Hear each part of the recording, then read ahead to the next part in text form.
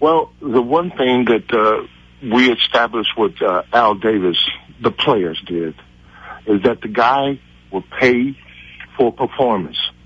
That's how we labeled it. The guy will pay for performance. So if you perform, you will get paid. And so that was our outlook for appeasing our coach and appeasing our owner of just going out there and performing well.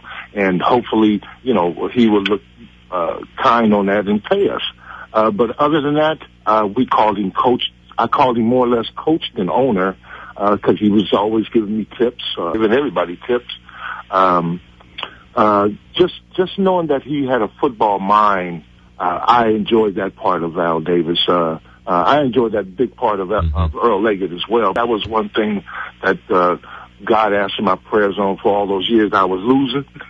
I said I was by a coach who played in the league. I wanted to play for a coach who played in the league, and for obvious reasons, know what they're talking about. Not these guys that don't know what they're talking about, lunge into the guy, and then when you learn from Earl, it's then drive into a guy. It's just so totally different. That these little adjustments that Earl had is making, that made a big difference. I remember one time, this is talk about Earl a little bit. I remember one time we played against Frisco, and I had 3 sacks in that game. And one of my sacks, I did a juke move on the guy, and he slipped and fell, and I went in there and sacked the guy. Just so easy. Well, that play there got dissected all to where I did things wrong. 1, he ran the tape back saying you didn't come off on the ball.